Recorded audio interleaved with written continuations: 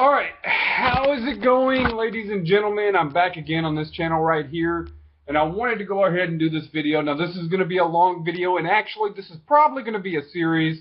I'll go ahead and, you're going to have a lot of videos on here. I'm going to go ahead and leave links in the description box, so go ahead and check out these channels. These are great channels. This is where I get a lot of my information from. Well, I'm not going to say that this is where I get a lot of my information from, but I get a lot of information from these channels. Go and check them out. They're really good. If you're looking to follow that path, if you think, oh man, there's something missing here, there's more truth that they're just not telling us, go ahead and subscribe to these channels. And I promise you, they will not let you down. Go through there. One of the ones, TheFuelProject. It's a really great channel to go ahead. Takes you through the whole thing. It's a really great channel, so go check out that channel and go check out every channel that I'll link into this box if you come across this video. Now, like I said, I will be adding some stuff, but I wrote some bullets out here that I really wanted to get started on. I'll go ahead and go through my my bullets really quick. Now, let's go ahead and start with the reason that I'm here, and this one is going to be basically about Mystery Babylon, how the Babylonian system began, how it started, and that it's still alive and well today. Now, I know in the Bible they said, you know, everybody knows, historians will tell you, well, the Babylonian Empire fell to Persia, and, you know, blah, blah, blah. They're going to go through all this stuff. I'm not going to deny that the original Babylonian Empire went through and fell to Persia. But this also relates to a lot of stuff in the Bible, because whenever everybody says how violent the Bible is and how God wanted them to destroy everything, whenever they went to war, when you went to war, you just destroyed everything. You destroyed a whole civilization, a culture, and everything. And then there's a reason for that, and I'm going to let you know why. I'm going to go ahead and try to make you understand exactly why. But let's go ahead and get into what Babylon was. Now, you can go ahead, you can go back, look at, first off, let's go ahead and start with the fall of man.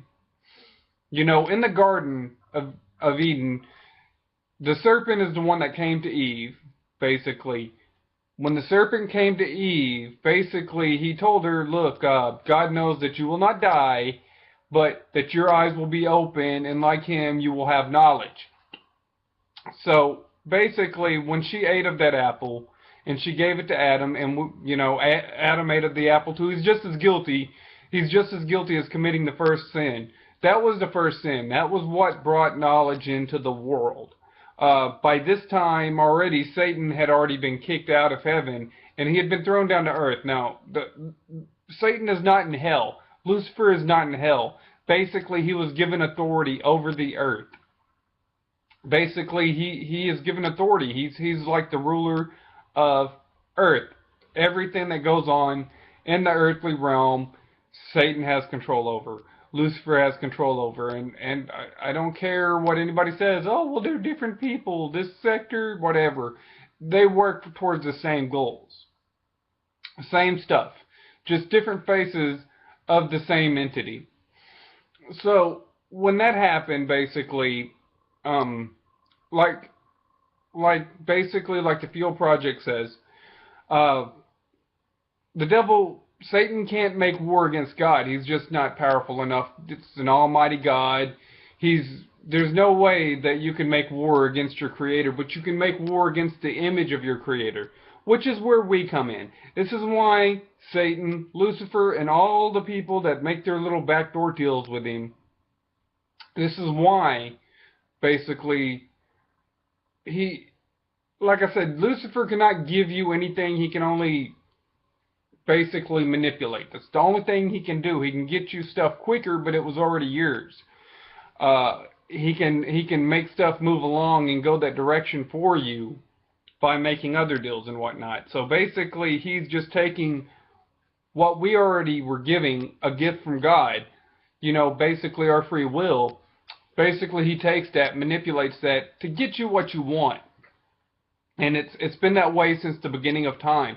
Now, a lot of people will come out here, and atheists may come on this video, that's why I don't believe in blah, blah, blah, blah, blah, blah, blah, blah. This is a hell of a lot older text than any atheist anything, any atheist science, anything that they're going to be able to come over here and procure for you. This is the oldest text. So it would basically be wise to go ahead and listen to it, because the Bible doesn't only tell you what's happened, it also tells you what's going to happen. It's basically a living document. It's a story still being told. So we're all basically characters in this Bible. It's a continuous story. It's a living document. So let's go ahead and get into Babylon. Now, we'll go ahead and get into basically the main perpetrator, the main character of Babylon. Okay, Babylon was created by somebody which is probably going to be considered the first king. Now, after the Great Flood, from Adam to basically Nimrod's time, basically I think Nimrod was a descendant of Ham's, through Ham, one of those guys. Basically, he came through the timeline from Adam. Basically he's a descendant from Adam, or basically he's a descendant of Noah's, because the world, by about that time, before the Great Flood, God saw the wickedness of man. Basically everything that man did was wicked, and we're not too far off that mark today. With that being said, God decided that he was going to start the world over again. So he killed off every human being on the planet, except for the animals and Noah and his family. Some of the animals that basically had made God's list were basically saved. But for the most part, basically everything was destroyed, because everything was wicked. Everything that man did at that time was just wicked. There's just no other way to put it. It was evil. So basically, from there we go spread on, and Nimrod comes about. Now, Nimrod is seen as the first king, probably. It would be the first time anybody called anybody a ruler. Basically, he took a lot of his cities. One of his main weapons, one of his main arsenals from taking the cities and stuff like that he would take back then, basically the communities that were basically setting up in that time, he used fire a lot. So by this time, Nimrod is associated with the sun, because fire was always seen as the earthly representation of the sun. So already before he even establishes his kingdom of Babylon, he's already associated with the sun. Basically, pretty much as a sun king. Somebody you want to sit there and call him a sun lord or something like that, that's fine. But that's exactly what Nimrod had already built up his, that's how he had taken over all his kingdoms and stuff. That's how he had accumulated so much of his wealth and whatnot, was just through using fire. He was a great warrior. If you go back, like I said, Genesis 10, 6 through 12, tells you a little bit more about Nimrod. Basically the people who wrote, the Bible basically felt it necessary to go ahead and mention Nimrod, but we don't get that insight of what really Nimrod really was just for that small text. So that's why I'm coming over here. I'm doing this video, and I'm going to show you exactly that Babylon still exists today. It's very much alive, and it's very much still out there, and a lot of people practice a lot of the Babylonian religion and don't even know it. So let's go ahead, and I'll go ahead and let you go ahead. I'll go ahead and play the video, basically, of well, first off, let me go ahead and mention somebody. Semiramis was the wife that Nimrod had taken. After he had come through, he had been yet on another conquest, coming through a town. Basically, it was perceived that he took a consort, pretty much. You know what I'm saying? Basically, a prostitute from a brothel. So that was the big speculation. That's what a lot of scholars believe.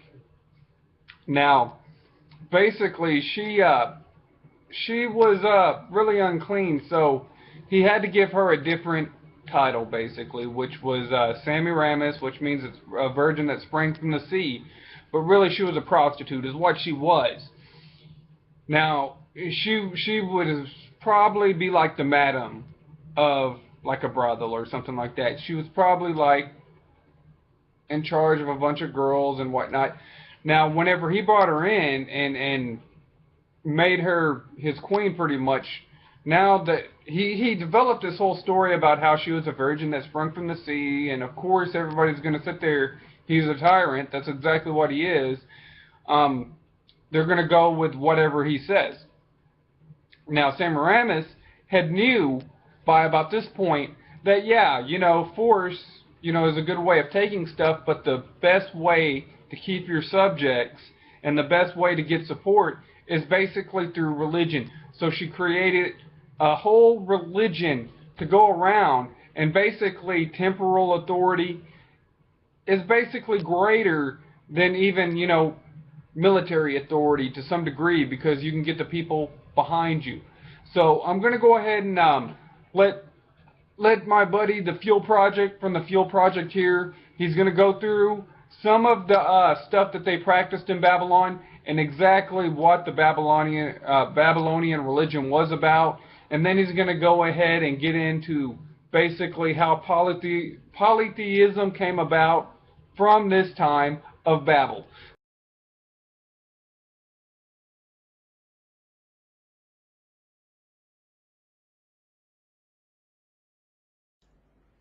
As we've already noted, the religion created in Babylon by Nimrod and Semiramis is known as the Mystery Religion, or simply the Mysteries. At its core, it was an inverted retelling of the fall of man in Genesis. In the biblical account of the incident, the serpent caused Adam and Eve to sin against God by suggesting they eat the fruit from the tree of knowledge. Because they acted in disobedience to God, who had specifically told them not to eat from that tree, sin entered into the human race, and all the misery, disease, and tragedy that makes up human history stems from that moment. In the Babylonian inversion of this event, however, the serpent is portrayed as the real good God. He was worshipped for opening the eyes of men and for infusing the woman with his passion and lust. He was seen as a liberator and an enlightener. To them, he illuminated the minds of mankind by revealing to them the secret knowledge that God had tried to keep from them. Look again at the all-seeing eye. Notice that it has rays of light emanating from it. This represents the illuminating secret knowledge that he claims to offer, the secret serpent knowledge that could provide mankind with their own salvation and which would see them become gods. That is why the religion is called the Mysteries, because it claims to harbor the secret knowledge that was offered to Adam and Eve in the Garden of Eden.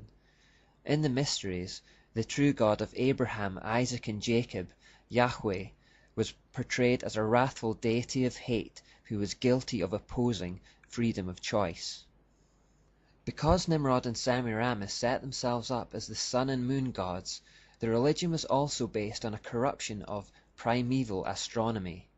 It was believed by Noah's righteous ancestors that the stars told the story of Satan's rebellion against God in heaven, his fall, subversion of mankind, the promise of a Messiah who would suffer and die to lift the curse of sin, and then be installed as Lord of creation and conqueror of Satan. These stories were widely known amongst the people of the time. Semiramis, however, again inverted the story, and so in the mystery version, the stars of the sky told a different story. In the Babylonian version, Satan was depicted as the rightful lord of the universe, whose throne had only temporarily been usurped by God. One day an Antichrist, a seed of the serpent, would be born of a divine mother, would become God himself, replace God, and return rulership of the world to the serpent. Semiramis claimed that this was the real, hidden truth concealed within the stories. This corrupt and satanic version is the origin of astrology, which still exists virtually unchanged today. The Babylonians didn't just believe the stars told the story of the universe. They believed you could divine the future of individuals through them as well. If the stars told the story of things that had passed, they could also tell the stories of things to come. They would therefore divide the sky into sections and give meanings to each section on the basis of the stars that are found there.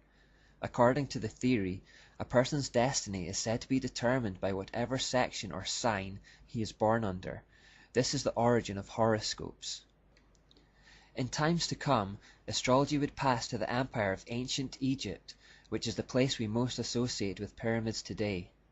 The sacred mountain pyramids were constructed with certain mathematical relationships to the stars. The Sphinx also has astrological significance. It has the head of a woman, symbolizing Virgo, the Virgin, and the body of a lion, symbolizing Leo. Virgo is the first sign of the zodiac, and Leo is the last, so the Sphinx, which literally means joining in Greek, is the meeting point of the zodiac, indicating that the Egyptian priests believed Egypt was the center of the universe. By the time Moses led the Jews out of Egypt in Exodus, astrology had also infected the population in Canaan, which was the land that they were headed towards. Hence, some of the strictest warnings in the Bible against astrology date from this period, such as in Leviticus 19:31 and Deuteronomy 18. The biblical denunciations of astrology identify the practice with demonism or Satanism, in the sense that Satan and his hosts were actually being worshipped in the guise of the signs, planets, and stars.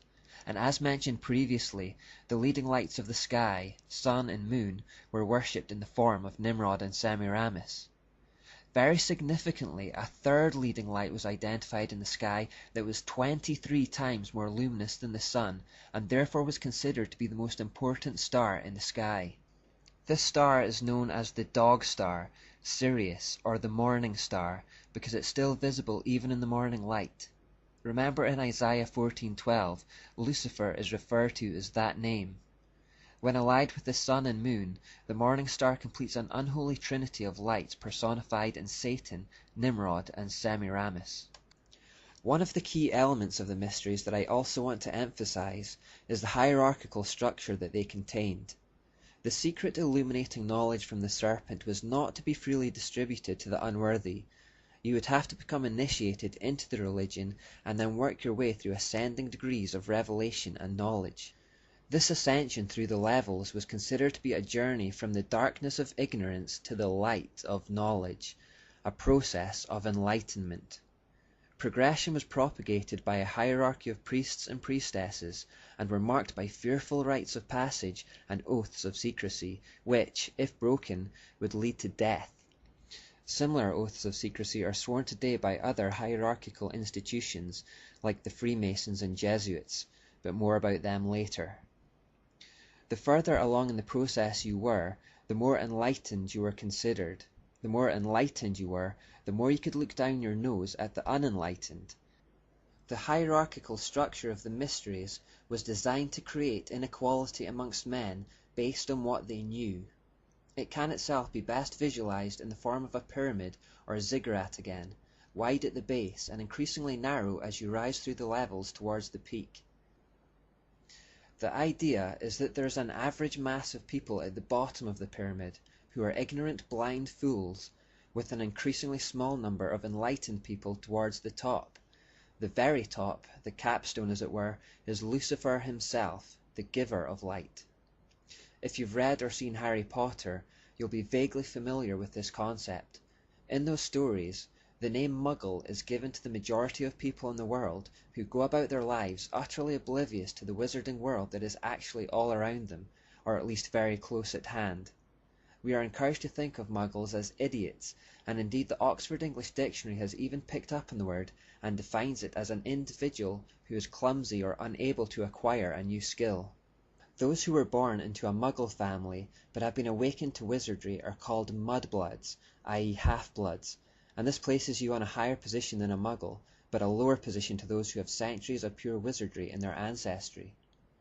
J.K. Rowling here, as in many aspects of her books, is actually giving insights into real occultism.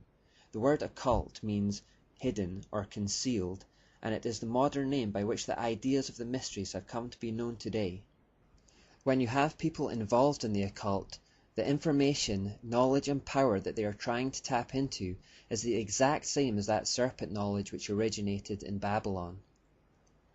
The idea of occultism retains the concept that there are a powerful, enlightened or illuminated few at the top who see things as they really are, and the rest are kept in the dark, mere ignorant fools.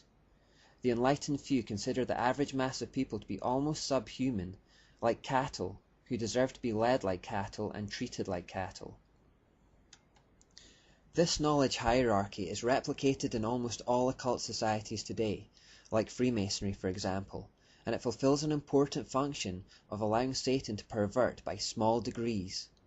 Those at the lower levels of Freemasonry have absolutely no idea of what they are actually involved in. It is only as they slowly rise through the degrees that they have the true information revealed to them. By perverting in small stages and in the passing of time, people lose sight of just how far they're straying and can be led to accept things that they would otherwise have flatly rejected if they had been given the full revelation from the start. Just a little change here, a little change there, it's not so much. And yet with enough small changes and with enough time, a person or society can be completely transformed without even realizing it. This is one of the reasons why we must have a zero-tolerance policy with sin. The concessions we make today will form a link in a chain of concessions in future if we're not careful. This kind of system that needs to keep knowledge concealed from the masses, by its very nature, necessitates the use of symbolism, gestures, monuments, secret words and signs to ensure that those in the dark are kept in the dark. That's why the occult makes heavy use of these devices. They use symbols that are packed with meaning for the initiated, but which mean absolutely nothing to the average man. By using symbols, information can be communicated by being hidden in plain sight. That is, they are in the open air for all to see, but they are not recognized or interpreted by the average person. It is also for this reason that the occult always hides behind outward facades of neutrality, goodness, or even holiness. I mentioned this earlier, but don't expect evil to have an obvious outward appearance of evil. That's not how Satan wins people to himself. More often than not, he disguises himself as an angel of light to seduce, which is why discernment becomes one of our most important tools in these last days. It is also for the same reason that dual meanings are prevalent in the occult world. Wherever there is a dark infernal truth to be communicated, there is almost always a false but light and seemingly good cover story. The public are given the false cover story in order to keep the dark truth concealed. The initiated and the enlightened only are aware of the true meanings. By using the system of doublespeak and deception, occultists can speak a sentence containing words which mean something to fellow occultists, but which mean something very different to the average person. Bernie Taupin, Elton John's lyricist, is reported to have once said that he never wrote a single song that wasn't written in this doublespeak. The average listener hears Elton John's lyrics and either doesn't discern a message at all or thinks they discern a light and wholesome one, while in reality they are telling quite a different message to the initiated. Closely related to this concept is the idea that light and darkness emanate from the same source. Nimrod and Semiramis were the sun and the moon, the leading lights of the day and night, but they were two separate manifestations of the same source, Satan. So the idea is that there's one force which has a light masculine side and a dark feminine side. If you've seen Star Wars, you'll be familiar with this concept. The force is considered neutral, but can be used for good or evil. Or what about the Wizard of Oz, where it's explained that there can be good witches or bad witches? This is key to occultism. The power is neutral, it's how you use it that counts. And speaking of songs with double meanings, Bernie Taupin also of course wrote the lyrics to a Wizard of Oz related song, Goodbye Yellow Brick Road. The Wizard of Oz has an occult message that we'll get to later. But these are themes that have infiltrated our culture, and these are some of the key telltale signs of satanic mystery religion. Look out for them as we continue our journey. A final feature of the mysteries was its absolute obsession with sex, and this is again something that carries on into modern occultism. Because of Semiramis's history as a brothel keeper, we should be unsurprised to find sexual perversion playing a huge role in her religion, and that indeed is what we do find. Worship of both male and female regenerative parts, but particularly the male phallus, played a key role. There was ritualistic sensual dancing, sacred prostitution and sodomy with male and female prostitutes. Sex was seen as an act of worship and was encouraged in all its most perverted forms. The religion was also notable for its vicious blood rituals, where animals and children were brutally sacrificed. Because sex was involved in the worship, unwanted babies often resulted, and they were sacrificed on the altar of this depraved system. The religion also involved the use of magic, conjuring, channeling, and sorcery. In fact, the worship in the religion involved the most vile and evil forms of immorality imaginable.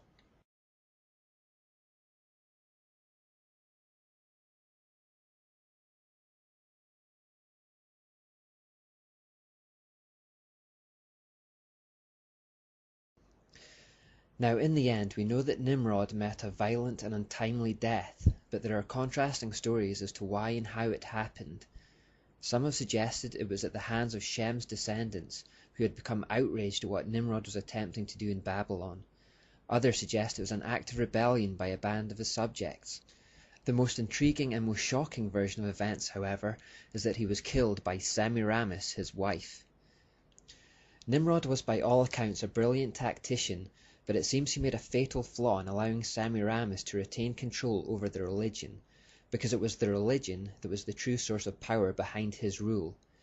Through it, she won the hearts and minds of the people, and she used it to her advantage when a schism developed between herself and Nimrod. She had become pregnant with an illegitimate son. When Nimrod heard about this, he threatened to dethrone her and expose her true origins as a prostitute, but Semiramis retaliated by devising a plot to overthrow him and retain power for herself. The story goes that she had the priests kill him on her behalf at an annual New Year feast. The Babylonian people were then given a cover story to explain his death, and when she eventually gave birth to her illegitimate son, she further claimed to the people that he was an immaculately conceived reincarnation of Nimrod. She called him Tammuz, and presented him as the seed of the woman mentioned back in Genesis 3, the Messiah. We know that this verse really refers to Jesus Christ, and so Tammuz was the first Christ imposture, the first Antichrist. Semiramis's rule in the aftermath of this event appeared to be rather shaky, and because of the increased threat to her safety, she took to building walls, towers, and gates around the city of Babylon to defend herself. She was actually the first to build fortifications of this type, and therefore became so associated with this concept that in later times she was often depicted with a crown of turrets. To secure her position, she increasingly emphasized her position as the Mother of God and the Queen of Heaven. In other words, she continued to use religious motivation to keep power. As Tammuz grew up and reached maturity, he began demanding to be installed as the new king. Not only did Semiramis refuse this, but seeing that he was becoming a threat to her rule, concocted a plan to have him disposed of in the same manner she disposed of Nimrod. Tammuz, however, caught wind of her scheme and ran her through with a sword before she had the chance to implement it. He then purged the priesthood of all who wouldn't swear allegiance to him to consolidate his position within the religion. This ended Semiramis's 102-year rule. It did not, however, end her relevance. After death, Nimrod continued to be worshipped as the sun god. After Semiramis's death, she continued to be worshipped as the moon goddess, and they continued to be represented by the leading lights of the sky. Semiramis, also known as the Great Mother, Divine Mother, Virgin Mother, etc., would often be depicted standing on a crescent moon with stars encircling her head. Both Nimrod and Semiramis were also given new names in their post-life godly form. Nimrod was confirmed by the priests of the religion as a god called Marduk, and Semiramis was confirmed as a goddess called Astarte. These names, however, were never revealed to the masses, but instead their attributes were set forth under pseudonyms of various gods constructed for the public interest. For example, in Christian terms, we can call God Jehovah Jireh, meaning the Lord who provides, or Jehovah Nissi, which means the Lord is my banner, but we know these different names refer to the same God. In Babylon, however, these different names, which represented different parts of Nimrod's and Semiramis's character, morphed into separate entities altogether, and polytheism, multiple god worship, was truly born. Some of Marduk's alter egos, for example, included Enki or Apsu, who was the god of wisdom, incantations, and deep water oceans. Another was Astaluhi, the god of healing and exorcism. Another was Nebo or Nabul, who was believed to have come out of a cave or hole in the ground, and so worship ceremonies were held for Nebo underground. This cave theme became significant in Babylonian beliefs and is a recurring theme. It also curiously echoes Revelation 13, which talks of a beast coming out of the ground. The names Nebul and Bel became the official names of Marduk in later periods and were popular in these same periods among the ruling classes of Babylon as name elements. In the same way that Muslims are often named Muhammad after their prophet, Babylonians often had names like Nebuchadnezzar and Belshazzar. Finally, and perhaps most importantly, Marduk was known as Baal. This was the primary name by which the other nations, including Israel, were introduced to the worship of Marduk. Baal means Lord or Master, and was from very early times known as the sun god. Under this name, with many prefixes and suffixes, he was worshipped by the Canaanites, Phoenicians, Syrians, and to some extent by the Egyptians. The name Baal sometimes occurs in connection with a locality. For example, in Peor, he was known as Baal Peor, or in Hermon, Baal Hermon. More frequently, it occurs with compound attributes such as Baal Zebub, which means Lord of the Flies, still today one of the epithets of Satan. Zebub, meaning fly, comes from the root word that signifies restless motion, and so Baal-zebub has a double meaning as Lord of restless and unsettled motion. This agrees precisely with the characteristics of Satan as described in Job 1:7. Baal-zephon, another famous version, means Lord of the Black North or the Northern Void, and Meribal translates as Lord of the Rebellion. All these different names are just different sides of the same dice. They all originate with Marduk, who is Nimrod. Finally, because all pagan gods and goddesses originated with the dysfunctional human family of Nimrod, Semiramis, and Tammuz, and the Babylonian system, this clearly affected the views of what the gods and goddesses were like in ancient times. The gods were given family-type structures. The gods had affairs, they argued, they competed for position. They were as prone to family and relational problems as any human. Like Babylon's first family, they even killed each other. Put simply, they were humanized. The Babylonian religion developed in such a way that men began to envision their gods in conformity with the image of man. The gods of the Babylonians were not only understood to interact with each other and operate their affairs as humans do, but they also behaved like humans or worse. As one modern poet wrote, "The more the gods become like men, the easier it is for men to believe the gods. When both have only human appetites, then rogues may worship rogues."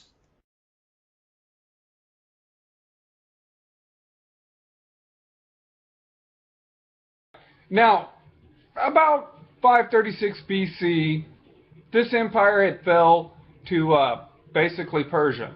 Basically, the Persian Empire took this about 536 BC, something like that, had taken over the Babylonian Empire, and the Babylonian Empire was dead, but it wasn't dead. It still lived on. Now, a lot of people get this misconception, oh, well, they were defeated and whatnot, but this is exactly why, whenever you look back at the Bible, whenever God said, oh, well, leave no survivors, kill everything, basically burn the whole thing down, replace the whole culture, just go ahead and kill the whole culture off. This is why he says that, is because that remnants from whatever, whatever you take can still go through you. And that's exactly what happened to the Persian Empire. Basically, the worship for the Babylonian religion had already been set. So there were still already some worshippers in the Persian Empire anyways of this system, this retelling of the story of basically the Messiah that Semiramis had already decided that she was going to go ahead and manipulate. They had already had that in their system. Now this, you go back, and even whenever the Greeks took over the Persians, basically this is where you get Gnosticism at, because basically they thought the same as the Babylonians. You see how this religion kept on going and spreading through other cultures at other times. You go back and you look at Nebuchadnezzar's dream that was interpreted by Daniel, where he's talking about 4 kingdoms, or what was it? Yeah, the 4 kingdoms, 5 kingdoms. The statue that had, I got it written down here. The head was made of gold. The body, the arms were made of silver. The Greek would be the bronze, the iron would be the Romans, and then iron and clay mixed is basically what we have today. Basically, it's a whole group of bigger nations working with smaller nations, weaker. It's the iron and clay mixed. That's where we're at today. Now, regardless if anybody wants to come over and say, I don't believe the Bible, it doesn't matter if you believe the Bible. The prophecy says this is where we're at today, so this is where we're at.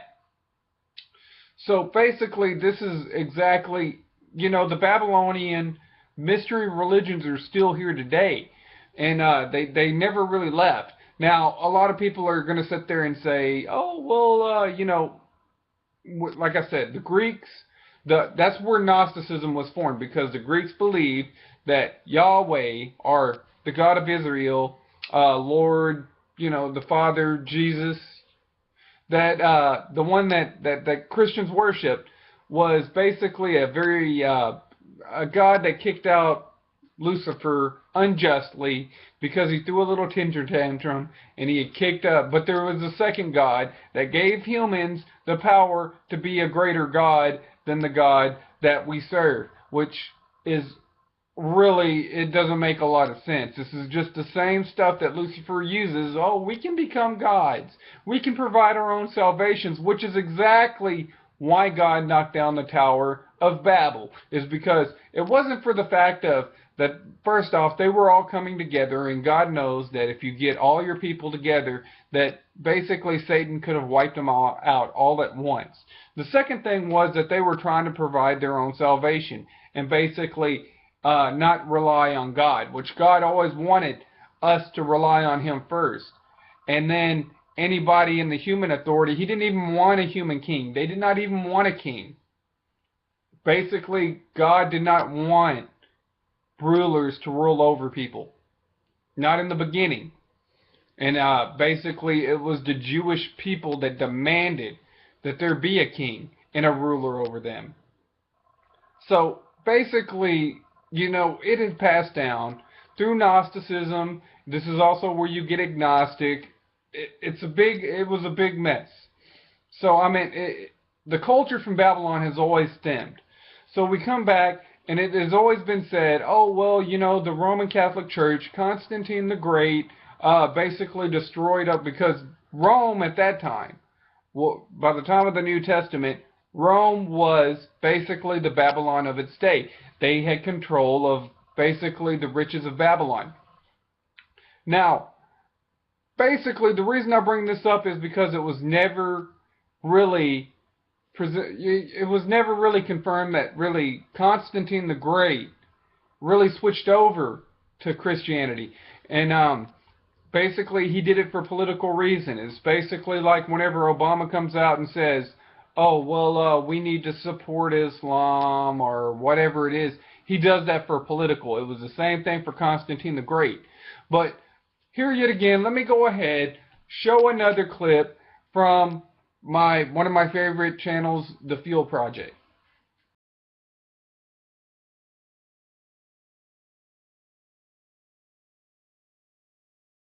The gospel eventually reached Rome, which was the epicenter of the greatest empire in the world at the time. What happened here would have particular significance because what was decided in this city would be carried across Europe and the earth to its furthest outposts. So what did happen here? Christianity dropped into the midst of a city completely under the spell of Babylonian worship, and whose emperor was the current high priest of the mysteries. Not an easy beginning. The people of Rome were thoroughly indoctrinated with the habits, superstitions, and traditions that had originated with Nimrod and Semiramis. To be honest, it was a cesspit. Therefore, it should come as no surprise to learn that Christians were bitterly persecuted by the Romans, who tolerated everyone except those who believed in Jesus. The claim that particularly infuriated Roman emperors was that Jesus was the way, the truth, and the life, and that no one comes to the Father except by me, as he said in John 4:16. This was a direct challenge to their position as gods. Christians utterly denied all pagan gods and refused to bow down to any of them, knowing that in doing so they would be bowing down to demons and by proxy be bowing to Satan himself. This meant that whenever a tragedy occurred in Rome, Christians were made scapegoats, being blamed for bringing the wrath of the gods upon the people because of their unwillingness to sacrifice, appease, or pay tribute to them.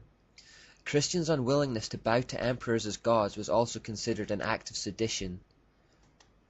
The consequent brutality of the Roman Empire towards Christians has gone down in infamy. Once captured, Christians were thrown to lions for sport in colosseums, while the baying crowd watched them being torn limb from limb. They were dipped in oil and then set alight at the side of the roads to become living human torches. Another method of execution was being sewn into animal skins and then led to die at the fangs and claws of wild animals. Some were noted to have had crowns of metal nailed into their heads. The book of Hebrews in the Bible reports that some were placed inside a hollowed-out tree and then sawn in half. These things illustrate the viciousness of Satan's hatred and retaliation towards God's people. Never underestimate just how much Satan despises a follower of God, or what he would do to us if he was in a position of power. Remember the golden rule: manipulation and deception while in a position of weakness, intimidation and violence while in a position of power. The ultimate aim is always dominance. And when Satan eventually has his way on this earth at the end of the age and reaches a position of power, the Bible tells us that there will be a great tribulation that the world has never seen before or will ever see again. It wasn't until Emperor Constantine, who signed the Edict of Milan in 312 AD, that allowed for the tolerance of Christianity, that the persecution really came to an end. Now, the world at large traditionally sees this as the best thing that could ever have happened to Christianity, but I'm going to suggest it wasn't. You see, while many believe this was the pivotal moment in Christian history that allowed it to settle and grow and to become the largest religion in the world, the evidence suggests that firstly, Constantine only legalized Christianity for political reasons, and that his own supposed conversion wasn't truly sincere. For example, there is evidence to show that Constantine still retained many elements of sun worship even after his supposed conversion, and that there have been reports of secret Vatican files that prove he kept his allegiance to the sun god. Coins carrying his image from this period continue to portray him as Sole Invicto Comet, which means colleague of the invincible sun. Then there is the fact that he changed the traditional Sabbath day of God, which was Saturday, to the now generally accepted Sunday, or Sun God Day. Constantine's personal life also reflected the theory that he hadn't ever truly converted to Christianity, or understood its message. He became a cruel and dissolute monarch, whose cruelty extended to members of his own family. He was also clearly corrupted by his fortune. If we judge the tree by its fruits, we would reasonably conclude that he remained untouched by the love of Christ until the end. The truth is that there was such uproar and division in the Roman Empire at the time that its unity was beginning to be threatened. If the unity of Rome was threatened, so was Constantine's grip on power. So politically speaking, it made sense to change tack from Plan B tactics, oppression, violence and persecution regarding the Christians, to Plan A tactics, which is manipulation and flattery. That's effectively what happened here. The persecution, if anything, was making the Christians stronger, so from Constantine onwards, the persecution and killing stopped, and instead Christian leaders were manipulated and lured with promises of wealth and power. Constantine basically appealed to the vanity and pride of the bishops of the time. He went on a charm offensive, and bestowed a number of favours on the church. Instead of martyring bishops, he began to treat them as his political aides and gave them a say in his empire's political affairs. They were raised to a high rank and given a life of great opulence in the imperial city. Very naturally and predictably, signs of worldliness appeared amongst them, like pursuit of luxury and personal ambition. Error and corruption began entering the church, and a focus on wealth acquisition crept in. They forgot Jesus' pronouncement that his kingdom is not of this world in John 18:36, and soon became double-minded. One of the main reasons we should suspect Constantine never truly converted was that he failed to relinquish his inherited title of Supreme Pontiff, or High Priest, that had first been assumed by Julius Caesar. Constantine therefore remained the official earthly head of the mysteries throughout his life. It wasn't until 376 AD that the young Emperor Gratian became the first to refuse the position of Supreme Pontiff, considering it inconsistent with faith in Christ. In addition, he also legally abolished paganism in the empire at this time, although this abolition didn't extend to the city of Rome itself, where it was still rampant. In fact, Rome at this time was colloquially referred to as the sink of all superstitions. After Gratian refused the office of Supreme Pontiff or High Priest, it became vacant once more, and the links in the chain that had gone back to Nimrod were broken, but only for 2 years.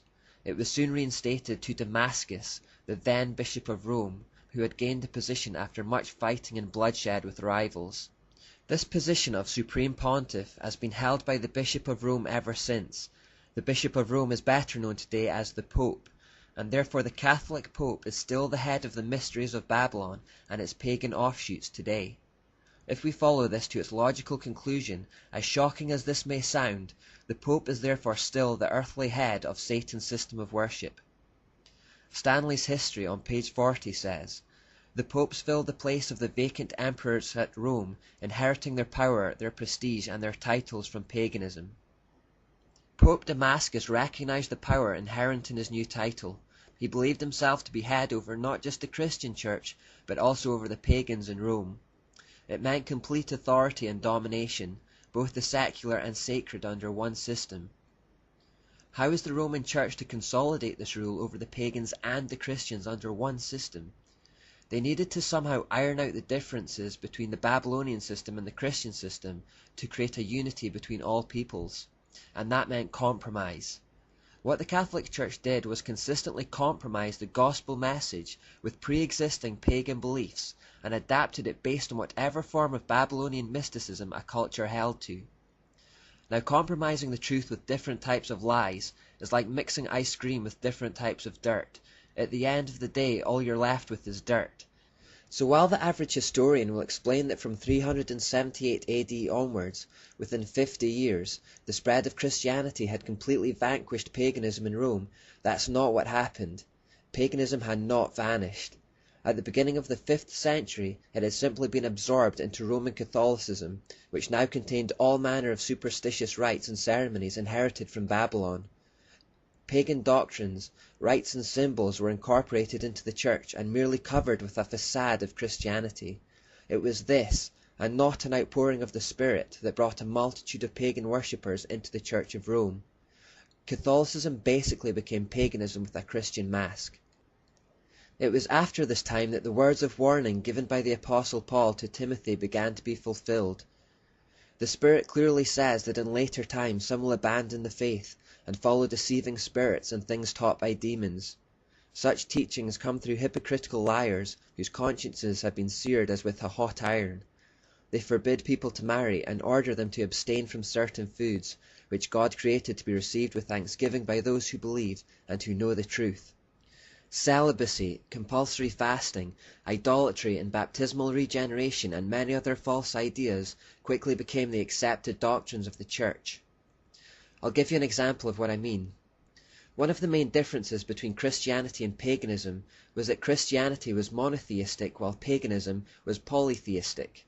Trying to get the pagans to give up their multiple gods proved tricky, and so, in order to merge the two systems, the Roman Church began to suggest the idea of patron saints. In effect, what they said was, you don't need to stop praying to all these various gods and goddesses, all you have to do is call them by a new name.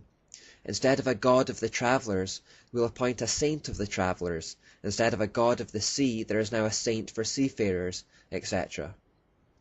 So where there had previously been a pagan god or goddess assigned to aspects of daily life in the mystery system, the Catholic Church merely replaced these gods with saints, who were to be prayed to, revered, and looked to for guidance instead. Because many people had carved idols of gods and goddesses in their house, they weren't asked to discard them completely, but just to revere them under a new name and identity. All the many pictures and images that existed because of the mother and child cults of the day, and which originally represented Semiramis and Tammuz, were simply renamed Mother Mary and Christ. The paganism was not removed, it was just given a makeover. Another problem for effecting change was the festivals of the day. People's years were marked by religious holidays much like our own are today. Imagine trying to get everyone in the world to give up Christmas next year. It would be a nearly insurmountable task. People love their holidays. The Catholic Church decided that instead of abandoning the old pagan holidays, they would simply adopt them under a new meaning. The winter solstice festival, called Saturnalia, or the Feast of Saturn in Rome, occurred in the week prior to the 25th of December, and the day itself was called Natalis Invictis Solis, which means the birthday of the unconquered sun. Indeed, 25th of December was widely regarded by all Babylonian religions to be the birthday of Nimrod. It's a date that crops up frequently. In Egypt, Isis, who is the equivalent of Ashtoreth, and who was worshipped as the Queen of Heaven, was said to be born on this date also. So what did the Catholics do? Effectively, they said, keep your festival, but let's just adopt it as the birthday of Jesus Christ instead. Similarly, the spring equinox festival for the goddess of fertility, associated with regeneration, was adopted as Easter. The name Astarte, or Ishtar, became Easter in Gaelic, and it's from this name that we get the word Easter. Eggs that originally represented fertility were Christianized as a representation of the stone that was rolled away from the front of Jesus' tomb. It was also as a result of merging Babylon with the church that the idea of Lent was introduced. Lent has no biblical basis whatsoever, but was merely an essential part of the Babylonian spring festivals that Catholics adopted under a new meaning. In autumn there was a harvest festival that honoured the goddess Pomona, and this became Christianized as All Souls' Day, with All Saints' Day coming on the 1st of November to again honour the saints. It is better known today as Halloween, the night where evil is celebrated most overtly. As a night to honour the Catholic saints, it is effectively a night to honour demons. The practice of bobbing for apples originated with the celebration of Pomona, who was the goddess of fruit and trees. In this we may also see a link to the Tree of Knowledge. Can we say that bobbing for apples is a reenactment and celebration of the moment when Adam and Eve ate of that tree? As the Roman Empire spread to Celtic areas, where the mysteries had become Druidism, the date became a night to honour the god Samhain. Now note the similarity between the names Samhain and Satan. What this all adds up to is simply that when it was made legal in Rome, Catholicism did not Christianize the pagan religions, but that the reverse is true. The pagan religions polluted Christianity to produce Catholicism. Catholicism gradually became nothing more than the mystery religion with a Christian facade. So before we end this part, it's probably thrown up a lot of questions. Should we go to church on a Sunday instead of a Saturday? Should we celebrate Christmas and Easter in the light of this knowledge? I know some people have uncovered this information and now don't. Firstly, I would say to do away with the Catholic saints and don't pray to them, as they are in fact demons. Also, Halloween should always be completely off the agenda for a Christian. It remains from all possible angles nothing but a celebration of evil, witchcraft, sorcery, darkness, occult activity and demons. Christians should have nothing to do with this holiday, as it never has been rooted in anything other than the occult. In fact, it's been said that asking a Christian to celebrate Halloween is like asking a Holocaust survivor to celebrate Hitler's birthday. That's not too far off the mark. With regards to the others, one Bible verse keeps coming to mind. And whatever you do, whether in word or deed, do it all in the name of the Lord Jesus, giving thanks to God the Father through him. Should we boycott Christmas as a celebration of Christ? I don't think so. We should just make sure that we celebrate it unto the Lord, that we shouldn't get sidetracked with the secular side that is ultimately not of God's kingdom. When some choose to make Christmas about Santa, we should choose to make Christmas about Christ. When some choose to make Easter about rabbits, we should celebrate it unto the Lord and make it about Christ also. I would, however, encourage that we stop calling it Easter and instead get into the habit of calling it Resurrection Sunday. Remember that in all things there are two competing kingdoms, the kingdom of God and the kingdom of darkness. Whenever there is a secular parallel to our Christian holidays, it can be guaranteed that the secular parallel is coming from Satan to take attention away from Jesus. Whatever we undertake and whatever we celebrate, we should do it unto the Lord, shunning secularism in the process, which is ultimately just a part of the kingdom of darkness. You may still think I'm being too harsh on Catholicism after this, so in this next section we'll start to uncover its symbolism in more depth.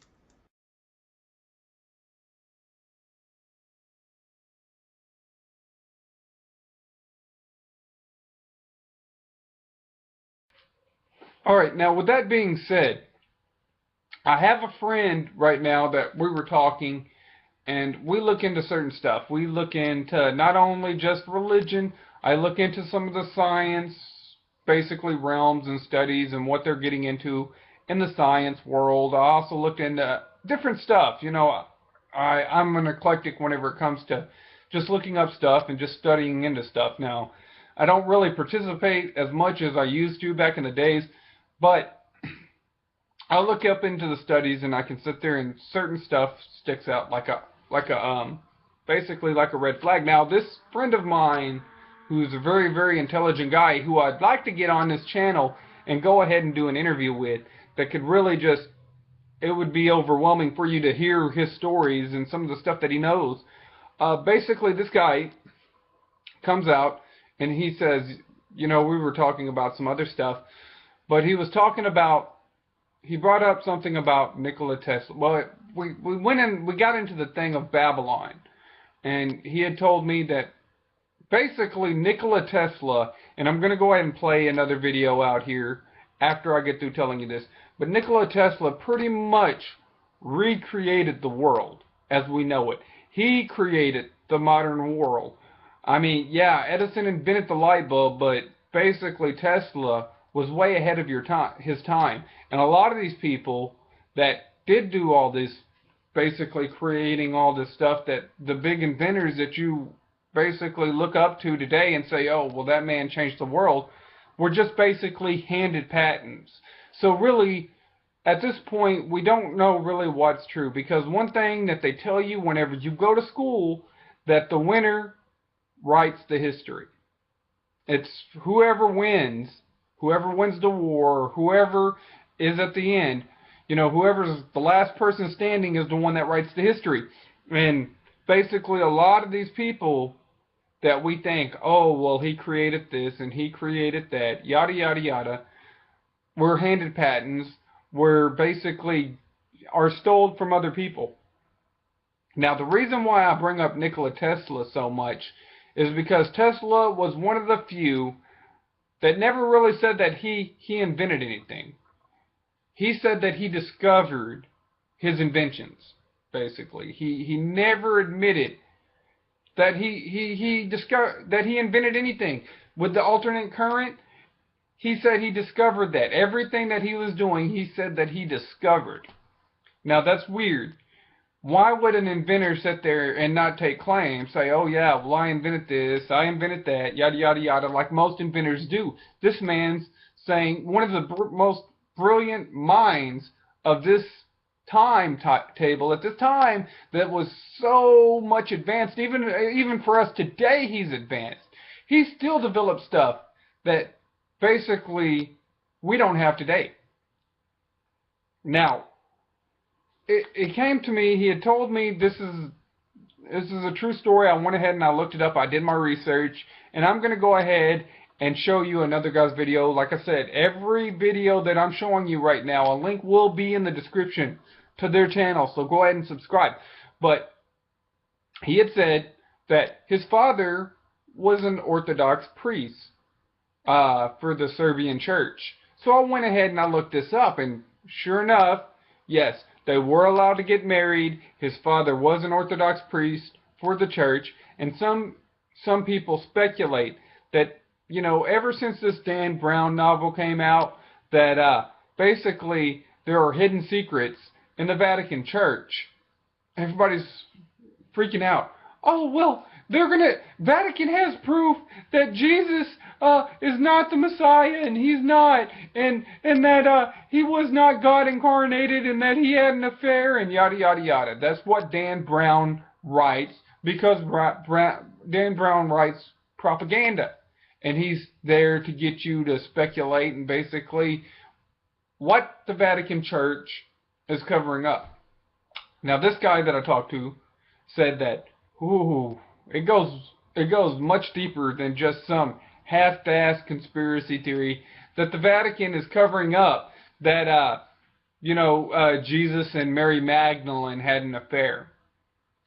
Basically, what this guy was telling me was that the Vatican had taken parts of each culture that was captured.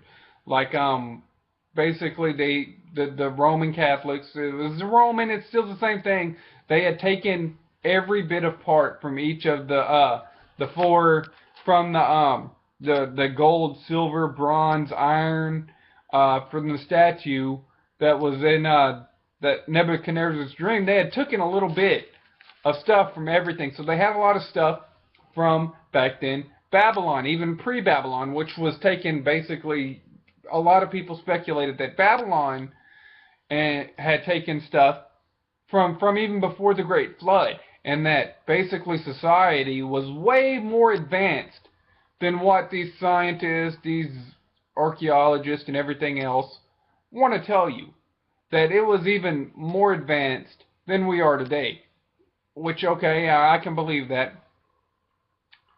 But basically all these sciences were kept, and there was always something taken out. You know what I'm saying? So basically it was like, cement.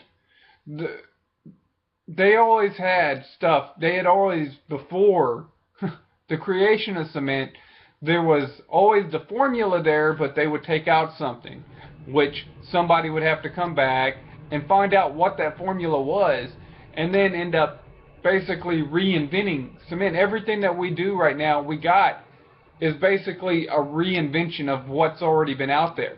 And, basically, with people sitting there saying, well, the government is so much more advanced than the people, this would be why. Because they have the secrets of the ancient world. They have the secrets that really, this world right here, that they feed a little bit of stuff to basically get you to sell you on going into maybe New Age or Gnosticism or atheism. And they promote this garbage in school, which everything that atheism and Gnosticism believe in, it's the same thing. I mean, it's basically off of theories. None of it's been proven. In fact, if you really want to get technical with it, Louis Pasteur disproven spontaneous generation 150 years ago, but yet they'll still go ahead and basically demand, oh, well, they'll go ahead and make up new bullshit, which is still the same thing. It's still the same thing. Abiogenesis, all this stuff, basically, it still had to come off as, life from lifelessness. And they put this in the science, but that's not the real science. None of that stuff is the real science behind anything. I took robotics. I know this for a fact. Electricity takes the path of least resistance. This is why you get your resistors, your switches, your diodes, to basically control where people go. And it's the same thing that we have in the system today. It's always putting up some sort of resistance in the media, in education, anywhere, in entertainment, to get you to follow where they want you to go. So basically, they had these sciences forever, and this is where a lot of people sit there and say, well, Hitler was handed a lot of stuff because he was really big into all this kind of stuff as well. But they said that Tesla had actually seen a lot of the sciences from ancient Babylon in the Vatican Church. Now, I'll go ahead and show you this video right here, and this is going to explain to you how basically Tesla was discredited for everything, and basically tell you a lot about Tesla. I'm going to go ahead and introduce you to this right here because I think it's kind of important, it's kind of interesting, especially whenever we talk about the sciences in the Vatican Church. So I'm going to go ahead and play this guy's video. Go ahead and check him out, and you tell me what you think. If I were to ask you, or any random person, who was the most brilliant man of the modern era, what would be the answer? The answer, of course, for most people would be Albert Einstein. He is viewed as the man who changed mathematics and the way we perceive the universe. Most of the now widely accepted work in higher mathematics after Einstein was based on his theories. What if I were to tell you that there was another man that lived when Einstein did? A man who accomplished more than Einstein could dream of. A man who challenged all the theories Einstein proposed. A man whom Einstein actually agreed with in 1920, but this fact seems to go largely unnoticed. This man has been accused of all sorts of things. He was accused of everything from being a mad scientist to being some kind of wizard, and was seen as a heretic to modern science and mathematics. He was villainized in 1941 through cartoons. In the first of Max Fleischer's Superman cartoons, Superman fought a mad scientist bearing this man's name. There are many quotes of his that contradict other quotes, so much so that it is hard to know if some of them are real. This man is someone whom science wanted to forget, and whom all bankers of the time cut off funding to. This man died penniless and alone, with only pigeons to keep him company. One of his last projects was a new theory of gravity. According to FBI documents acquired via the Freedom of Information Act request, the sum of this man's possessions consisted of about 2 truckloads of material and approximately 30 barrels and bundles, which were seized upon his death in 1943 by agents of the now defunct Office of Alien Property Custodian. One document states that it is reported to have some 80 trunks in different places containing transcripts and plans having to do with experiments. This man's research was seen as so dangerous that it has never been declassified by the government. This man was a physicist with more formal training in the field than Albert Einstein, who was a patent clerk. This man had a photographic memory and spoke 6 languages. He showed genius at an early age and was able to perform integral calculus in his head, though his teachers thought him to be cheating. Did he accomplish anything with this genius?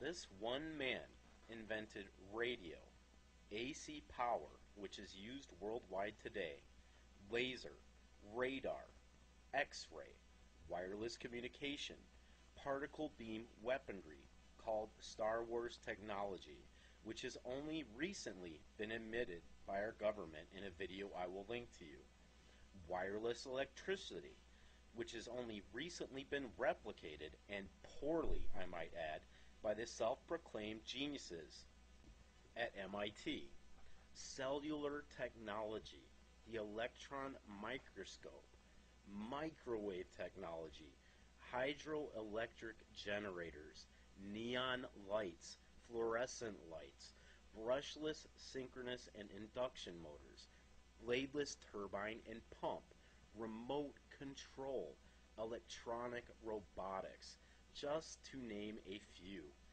He predicted things like the BlackBerry in 1909. Before the 1900s, he demonstrated remote control boats.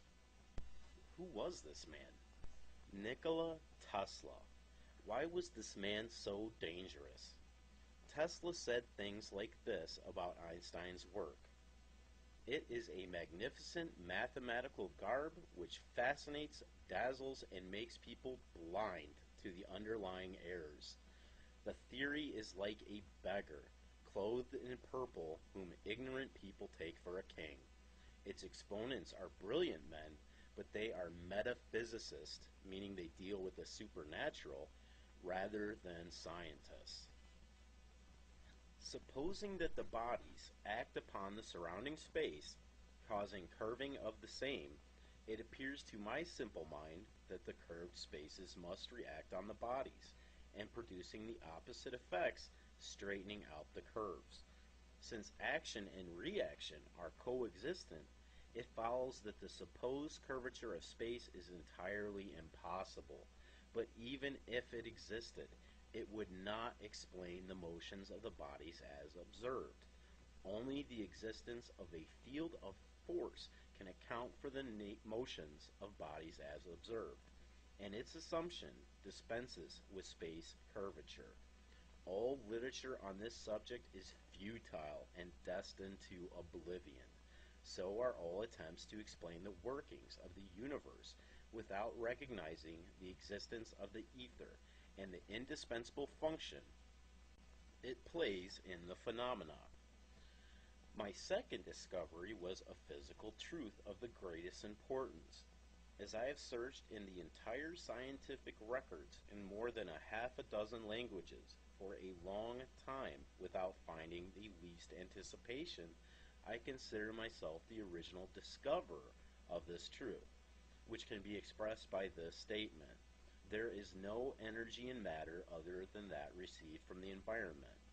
Today's scientists have substituted mathematics for experiments, and they wander off through equation after equation and eventually build a structure which has no relation to reality. Now, what is the ether? Some think of it as a firmament, which our universe exists within. Yes, just like the firmament spoken of in the Bible book of Genesis. Tesla said a good example for such an interaction becomes apparent in gravitation, which should rather be named universal compression. I think the material bodies do not gravitate between each other, but it is the ether that makes one material body to press to another. We wrongly call this phenomenon gravitation. The stars, planets, and all the universe appeared from the ether, when some part of it, due to certain reasons, became less dense. Einstein's theories were based on the non-existence of the ether. What is not presented much in media is that Einstein himself doubted his theories on multiple occasions. In 1920 he said, but on the other hand, there is a weighty argument to be adduced in favor of the ether hypothesis. To deny the ether is ultimately to assume that empty space has no physical quality whatsoever. The fundamental facts of quantum mechanics do not harmonize with this view. Recapitulating, we may say that according to the general theory of relativity, space is endowed with physical qualities. In this sense, therefore, there exists an ether. According to the general theory of relativity, space without ether is unthinkable.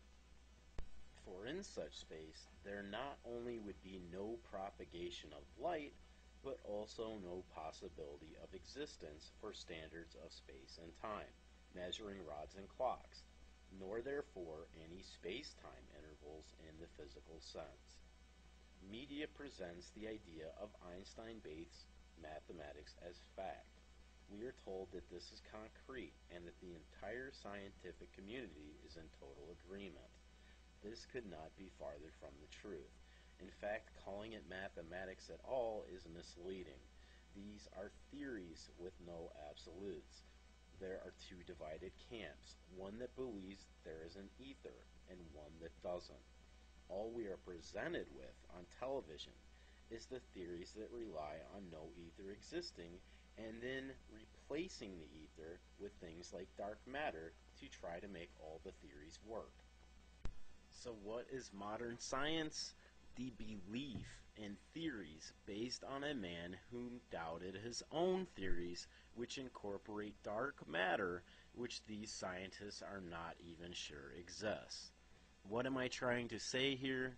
Science does not give you or have all the answers. When you hang on every word of people like Stephen Hawking, know that there are many people whom are just as brilliant who completely disagree with them.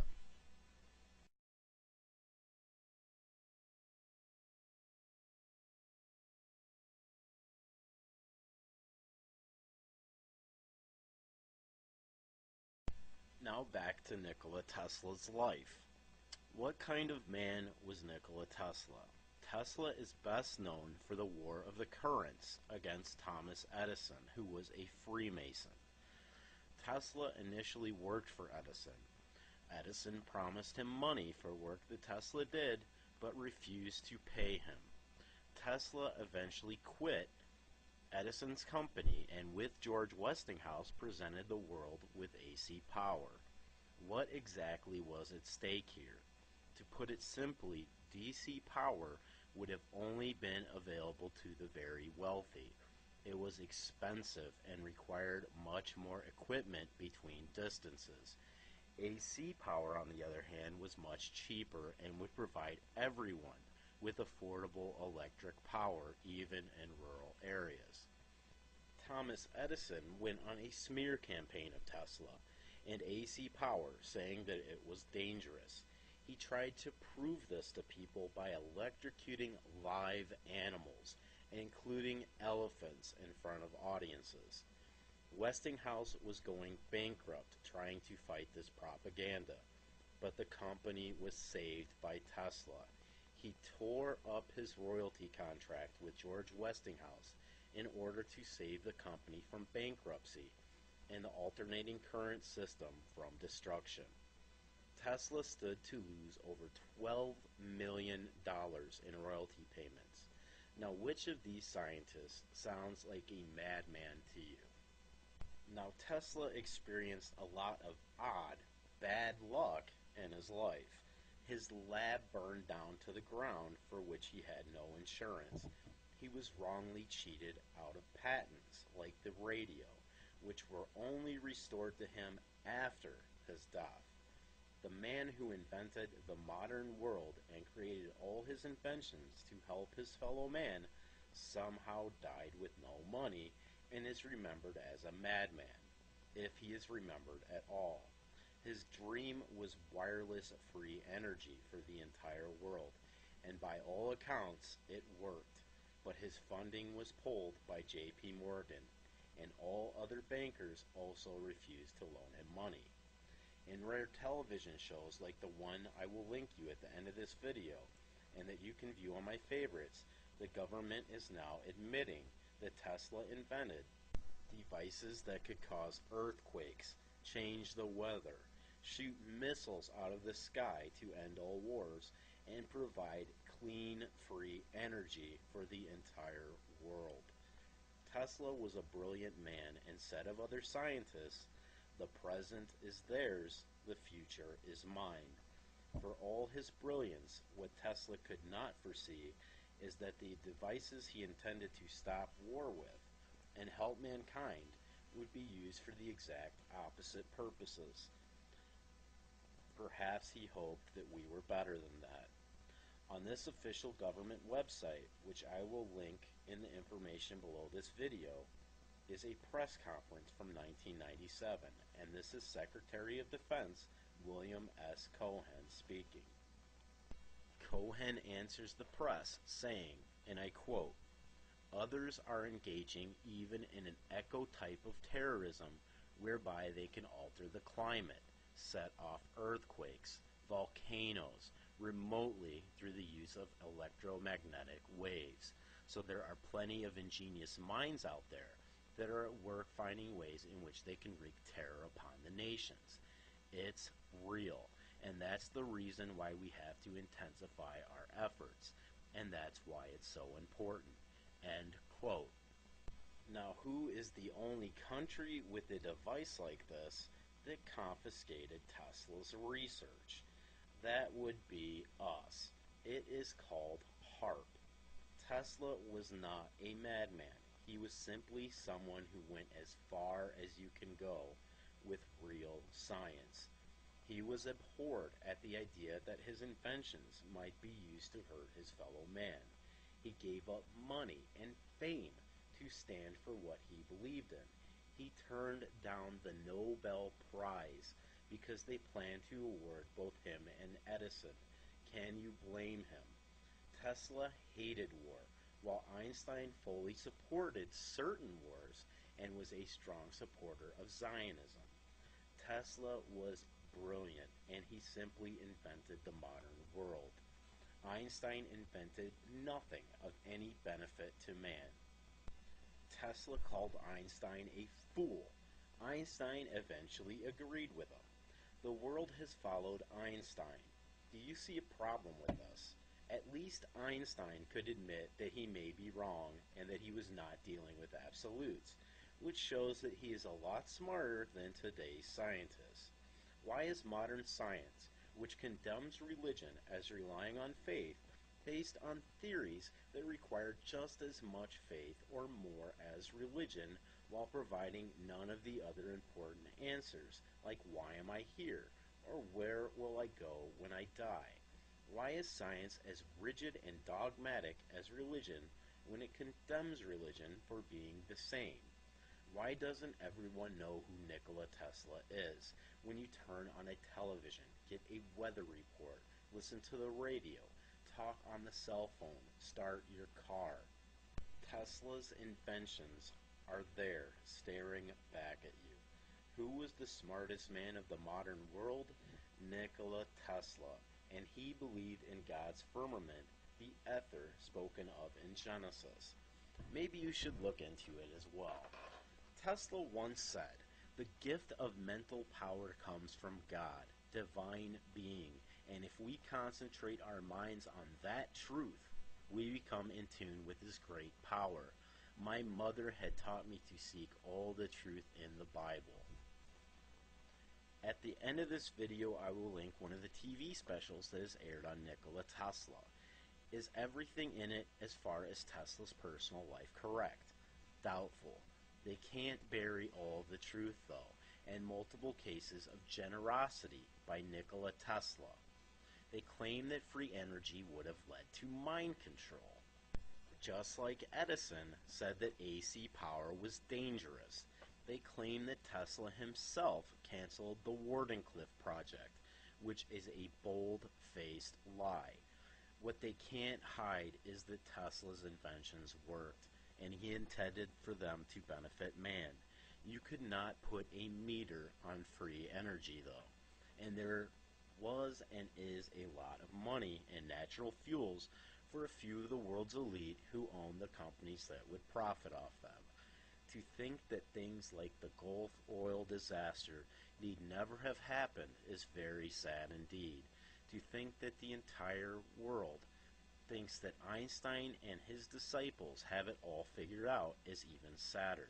A patent clerk who invented nothing against a man who invented modern technology and gave credit to God.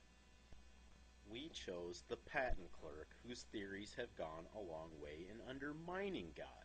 All the while, Einstein kept occult Kabbalah literature on his work desk and practiced alchemy, and the scientists who scoff at God work with technology that Tesla invented. Sad, very sad indeed. Where others claim to invent, Tesla would say he discovered things that were already there. What really is mathematics? It is the attempt to explain universal laws that are already there. Mathematical laws were there before we discovered them. No one discovered more things than Nikola Tesla. Could it be because Tesla knew something that the majority of those who call themselves scientists today did not? It is time you questioned everything. While the truth might be hard to find nowadays, it is well worth the effort. Will you ever figure everything out? Probably not. I know my simple mind has not. But you will have enough information to make a choice and support an educated decision. Why is all this information coming out now? To me, it is very simple. It was promised to us. Matthew 10:26 says, "So do not be afraid of them. There is nothing concealed that will not be disclosed, or hidden that will not be made known. What I tell you in the dark, speak in the daylight. What is whispered in your ear, proclaim from the rooftops."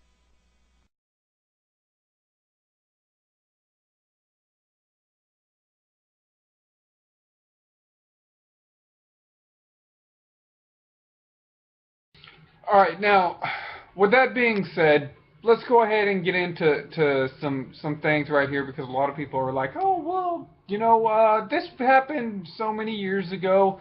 There's no evidence of it today. I've already played exactly what the mystery religions are about.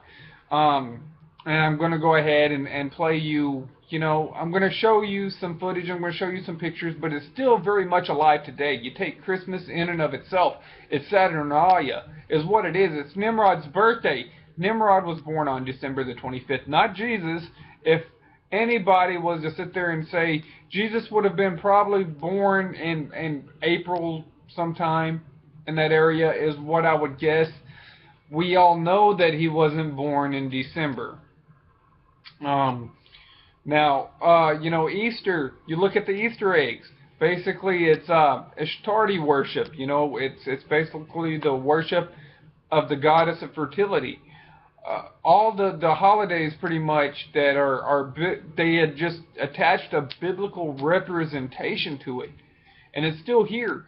But you go back and you look, like the video said, where it was explaining about the Babylonian religion, where they were having a lot of promiscuity, where unwanted children were coming, you know, were a result of it, and they used sacrifices to go ahead and sacrifice the unwanted children. And they used it, oh, we're going to sacrifice it up to our God, you know, Baal, the sun god, or whatever, because it did become polytheism under Tammuz. Yeah, and it's still here today. You look at all the fornication that you see on TV, basically porn being more accessible and more promoted than it was back in the 90s. Divorces are commonplace now compared to the 80s and the 90s. Homosexuality, and regardless, I understand, I have friends that are homosexual. I don't mean to insult you, but that's not right. It's still a perversity of sex. It's not what it's for. Sex is not for recreation, but people use it for recreation, and that's not what it was meant for. So, you know, it's a perversion of sex, and it's still here in society today. Babylon never died. And in fact, it says it, and it states it very clearly in the Bible, that Mystery Babylon is still here. So, you know, I'm going to go ahead and show you some video of basically how society is today, and then I'm going to go ahead and leave you off with more to come in this series, because this is just my first video in this series. The next video will probably be war, then I'll get into famine, and then I'll get into pestilence and how these all relate, and what the Illuminati really is, what these people are coming out here and telling you. Oh, well, we need to fight the Illuminati, the Illuminati, the Illuminati. Really, the Illuminati, Lucifer, and all this stuff, they're still just a tool of God. They're still just a tool of God, and they're there to basically make sure, they're there to make sure that the tribulation goes down like the tribulation is supposed to go down to, because God has already promised this to happen, and it's going to happen regardless if you believe me or not, regardless if you go to heaven or go to hell, it's still going to happen. And basically the second coming is still going to happen, and there's nothing that we can do about it. Now, you can go ahead and you can deny it. You can sit there and say, well, where's your proof? I'm going to get into the proof. I'm going to present my case in these videos, and it's your job to accept it, because I know that you're going to be able to spin anything that I say. But what I'm saying is the truth. Now, if you want to spin it and not believe what I'm saying just to make yourself feel better, I don't care. You know, you can go find somebody else's videos who's going to tell you what you want to hear. I'm the guy that's going to tell you what you need to hear. So, I'm going to go ahead, like I said, war, famine, pestilence, get into the Antichrist a little bit. It's going to be a 7-part series. You can already tell that this video is extremely long, so you can understand why I had to break this down into so many parts. So you guys, you tell me what you think, leave your comments, and subscribe. And until next time.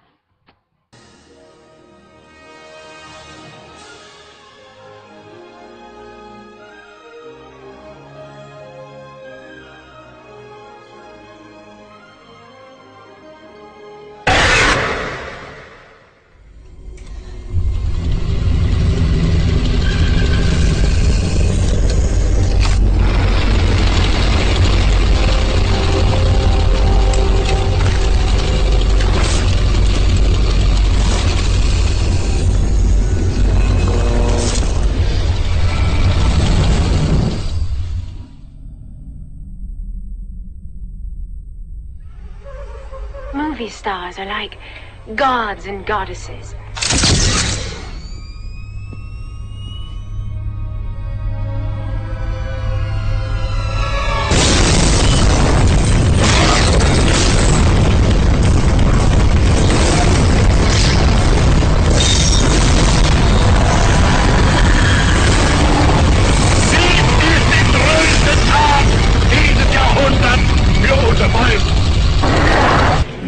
drowning in the nameless grave. Magic only exists if you allow it, if you open yourself up to the possibility of, you know.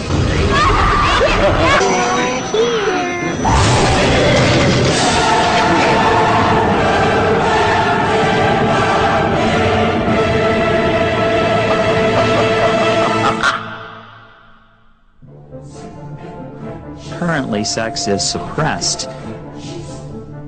Sorry, your day is over.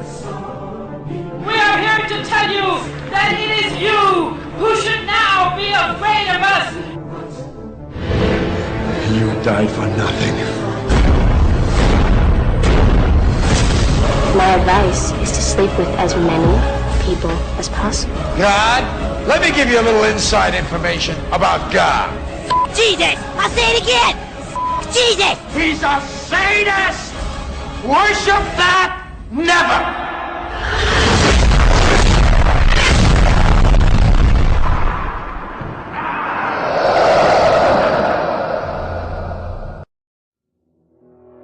There's a lot of talk right now in Hollywood. A lot of it about spiritism. Is it real? Is it not real? It's like the jury's out. A lot of people are going to be blown away to see that it's very real and it's very alive. And what this video is it's the ultimate reality show because it looks at Hollywood celebrities and the inside people in Hollywood to see if in fact spiritism does influence them in their own words, and in turn if it does, how does that influence us? How are so many of Hollywood's most famous actors and actresses able to be so amazingly effective and convincing in their performances? That guy was so electrifying that it came through the television. How is it that they can move us to laughter, tears, or anger at the drop of a hat? Are they truly gifted with natural talent, as many suggest? You see this and you're dazzled by their talent. Do they possess a creative streak of genius that is unknown to most men? Or unknown to most men, are they in fact possessed? Is it possible that these actors and actresses are possessed by demonic spirits who have a specific agenda to fulfill?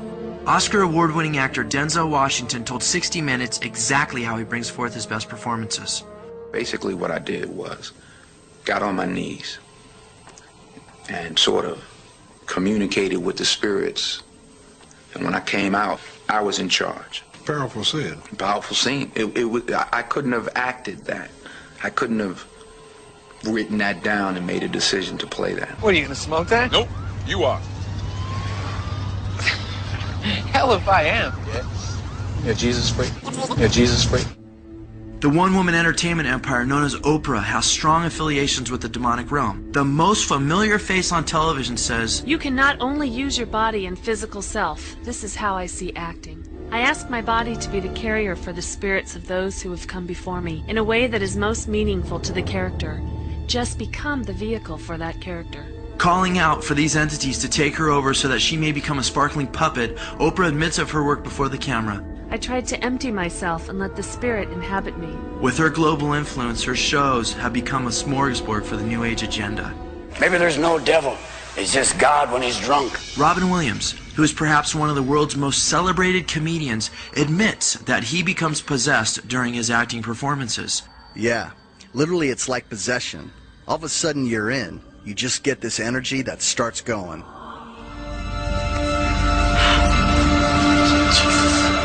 With movies that promote homosexuality, magic, cross-dressing, and New Age philosophy, it is not hard to understand the demonic element that is using him as a puppet. Given all the credit for his impressionable acting to the spirit world, Williams adds, "But there's also that thing. It is possession. In the old days you'd be burned for it, but there is something empowering about it. I mean, it is a place where you are totally. It is Dr. Jekyll and Mr. Hyde, where you really can become this other force." Oscar award-winning Shirley MacLaine's 40-plus films have escalated her to superstar status, and she has used this popularity to further her cause as a prominent player to advance the New Age movement. If you're somebody like me, and there's millions of us out there who are interested in astrology, meditation, numerology, it should be no surprise to learn that she too undergoes possession that results in successful performances. MacLaine explains, I had seen so many channels and mediums over the past few years, I decided I would apply the same thing to show business. I simply channeled a character that we had created. This time I allowed the character to inhabit me. I trusted that the magic would work. Channeling and inspiration had become one and the same. Why would demonic spirits be so interested in possessing movie stars?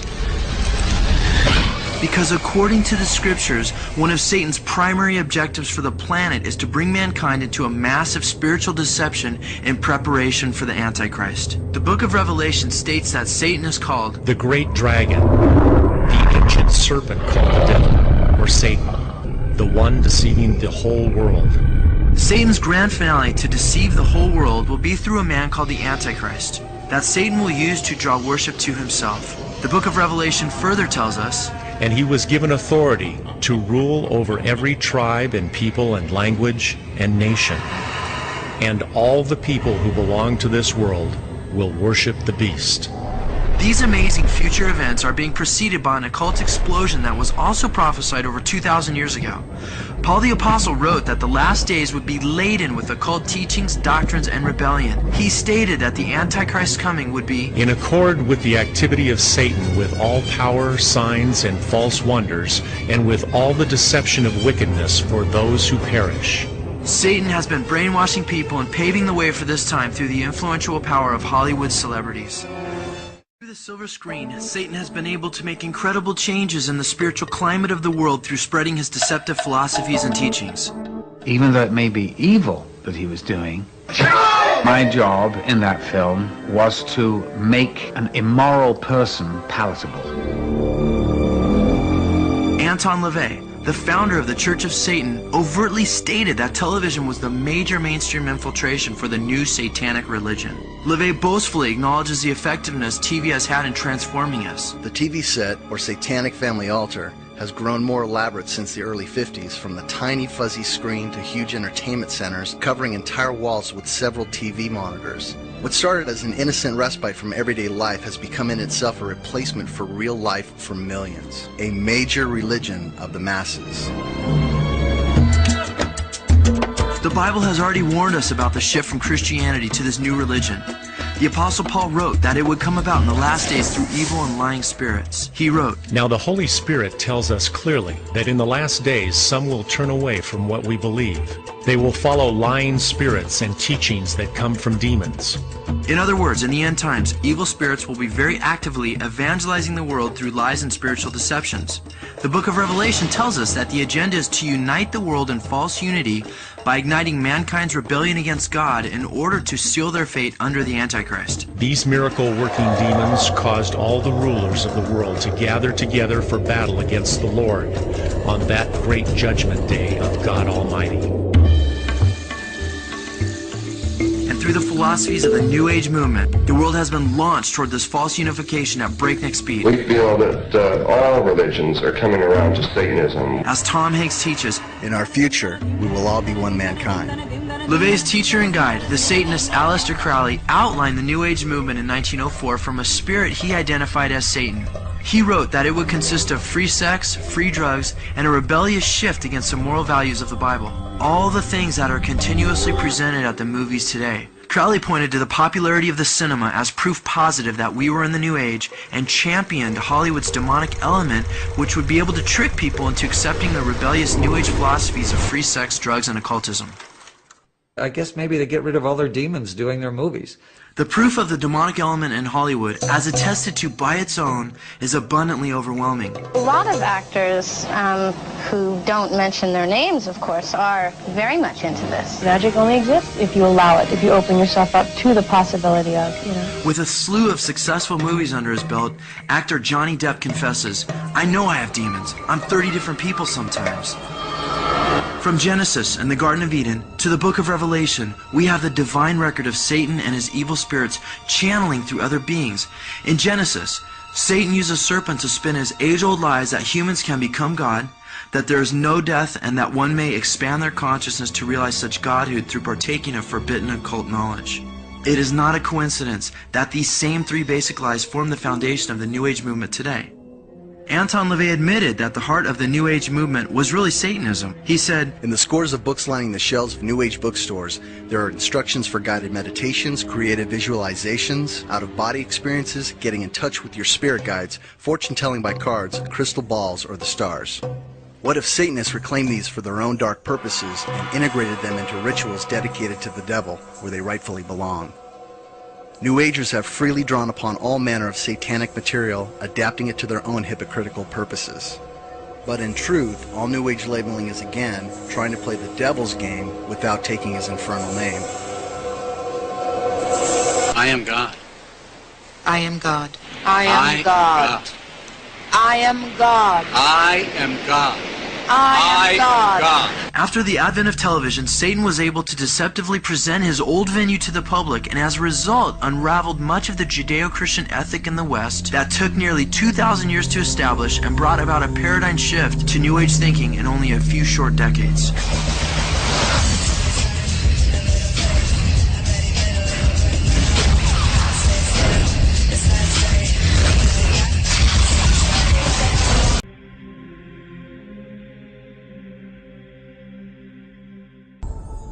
Imagine the earth was destroyed and you traveled here from another planet and you found $1 and you saw "In God We Trust," and you said, well, what God were they talking about? If you interpreted it based on the symbolism on the US dollar, you would interpret it as either a Greek or a Roman God. You would definitely not connect it to a biblical Judeo or Christian God, because there is no symbolism on the dollar that equates to that. Furthermore, if you look at the apotheosis of George Washington in the U.S. Capitol Dome, what heaven is he ascending into? He is surrounded not by Jehovah, not by Yahweh, not by Jesus, not by Michael the Archangel. He is surrounded by Greek pagan deities: Zeus, Apollo, Athena, Minerva, Isis. This was the belief system. And even the founding of Capitol Hill comes from Capitoline Hill, where Zeus was the chief of the gods. All of the framework, the design, the layout, the U.S. Capitol Dome, the obelisk, which is the symbol of the erect male phallus of Osiris, it is all symbolism based on Freemasons. They believe about the future return of Osiris, which is the Egyptian version of Apollo in Greek mythology. Well, George Washington, of course, a 33rd degree Freemason. The Freemasons were very much involved with the design and layout of this Great Seal as you see it.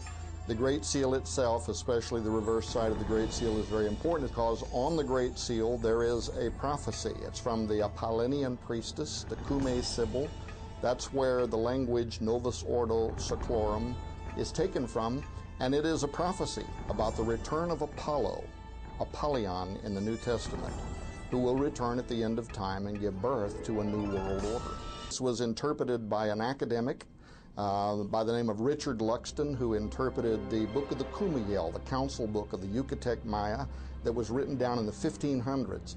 And their most important prophet, the Chilambalam, the jaguar shaman, prophesied and connected the year 1776 with a 13-stepped countdown that would end in the year 2012 with the return of their highest god. When I saw that, I wanted to know where, 13 steps, 1776 in Roman numerals at the base of a 13-stepped pyramid, over which hovers the Eye of Apollo, the Eye of Osiris, Horus, and even U.S. presidents, Roosevelt, vice presidents, Henry Wallace, believed, they were 32nd degree Freemasons, they believed that that was a prophecy about the return of the great architect of the universe, their deity, basically. This is written in their own memoirs. This is not me making this up. And they believed that it was their responsibility to put that seal on the dollar, which would then set in motion what would ultimately lead to a new world order. Both Anuet Coeptus, Novus Ordo Seclorum, and by the way, the greatest experts in the world, including Robert Hieronymus, who the government considers to be the foremost authority on this seal, say in their writings that this is the prophecy of the coming of a pagan god at the end of time. The Novus Ordo Seclorum is taken from the Cumae Sibyl. If you go to the Sistine Chapel and look up into the Sistine Chapel, the Cumae Sibyl is placed alongside the Old Testament prophets. It's startling, but this prophecy is from the Cumae. And her prophecy, if you read her prophecy, "'Tis thine own Apollo comes." She is specifically talking about Apollo. The reason that's important is because in the New Testament, the Apostle Paul, speaking of the Antichrist, who will also herald the coming of a new world order and a global dictatorship, Paul says he will be the son of perdition And the Greek word, as you know, perdition, apoleia, Apollyon, Apollo. John says in the Apocalypse that the beast will rise up out of the bottomless pit and go into perdition, Apoleia, Apollyon, Apollo. So that most Americans are completely not aware that there is a prophecy on the U.S. dollar about the coming of the man we would identify as Christians as the Antichrist. So I'm just telling you that those facts can't be disputed, and even the greatest experts, even the 33rd degree Freemasonic Council out of Washington, D.C., the Herodome, the House of the Temple, I went and met with them. I said, here's what I believe this mythology represents, and they said, you are right. That's exactly what it represents. Of course, the bigger picture may be what is happening in our world today, around the world. Not only are people using this phrase, Nancy Pelosi recently referring to a new world order, George W. Bush in his inaugural speeches saying, when our founders placed this phrase, Novus Ordo Seclorum, on the U.S. dollar bill, they were looking forward to an ancient plan that is meant to be fulfilled. And now around the world, the collapse of the U.S. dollar, people calling for a new global government, maybe we have entered into a period of time that is the unfolding of biblical prophecy.